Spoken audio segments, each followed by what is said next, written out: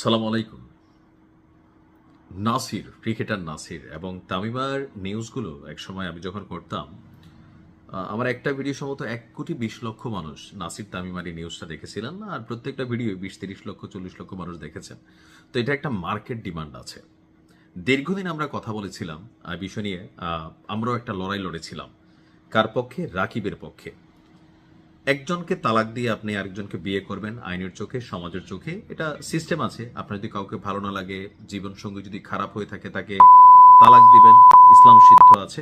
আপনি অন্য কাউকে বিয়ে করবেন, তবে আগের স্বামীকে ডিভোর্স না দিয়া বা অন্যের বউ যিনি আছেন তাকে ডিভোর্স না করাইয়া নিজের বউ বানানোর যে খেলাটা, এই খেলায় ক্রিকেটার নাসির এবং তামিমার দীর্ঘ আইনি লড়াই শেষে, আর যিনি আইনজীবী আসলেন আমার ইশরাত আপা, ব্যক্তিগতভাবে ওনার সাথে আমার অনেক কথা হয়, সুপ্রিম কোর্টের আইনজীবী, এবং কি ক্রিকেটার তামিম নাসির এবং তামিমার মামলাটা রাকিবের পক্ষে তিনি লড়াই করছেন যেন একটা সুনিশ্চিত একটা শাস্তি হয় বা সর্বোচ্চ লেভেলে একটা শাস্তি হয়।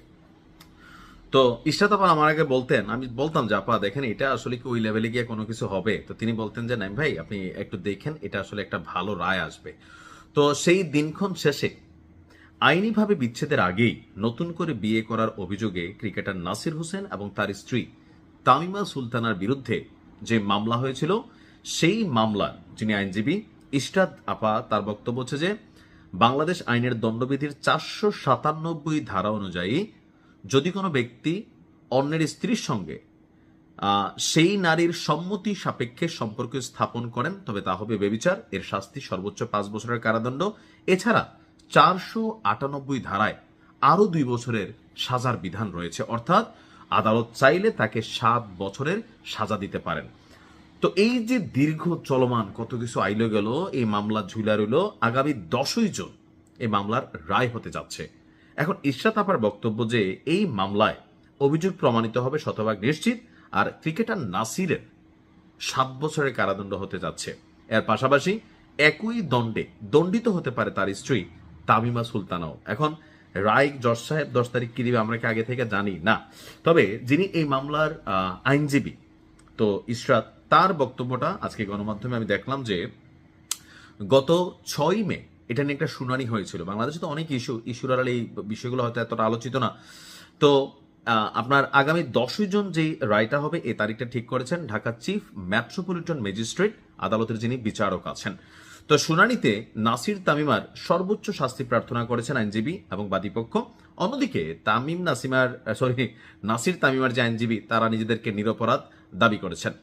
তো এখন আইনজীবী ইশরাতের যার বক্তব্য যে না, এখন এই মুহূর্তে তার এই রায়টা হওয়ার সম্ভাবনাই সবচেয়ে বেশি। তবে রায় 10 জুন আমাদের সম্মানিত যিনি বিচারক আছেন তিনি দিবেন। 2021 সালের 30 সেপ্টেম্বর যে মামলা হয়েছে, গত 5 বছর আমরা এটা নিয়ে একের পর এক ধারাবাহিক আপডেট দিয়েছি। তো আমার ধারণা যে আগামী 10ই জুন আমাদের যিনি সম্মানিত বিচারক আছেন তিনি 7 বছর না দিলেও একটা সাজা কিন্তু হবে নাসিরের। যদিও তাদের এখন একটা ফুটফুটে বাচ্চাও আছে। রাকিব তার নিজের জীবন শুরু করছে কিনা জানি না। রাকিবের একটা মেয়ে ছিল তুবা, রাকিবের সাথে আমার বেশ কয়েকবার কথা হয়েছে যখন এই নিউজগুলো আমরা করতাম। তো সবকিছু মিলিয়ে দেখা যাক 10ই জুন কি হয়। তবে আইনজীবী ইশরাতের বক্তব্য 7 বছরের সাজা নাসিরের হবে। এখন এটা জজ সাহেবের ইস্যু, তিনি 2 বছরও দিতে পারেন, 5 বছরও দিতে পারেন, বাট সর্বোচ্চ সাজা হবে। ভালো থাকুন, আসসালাম।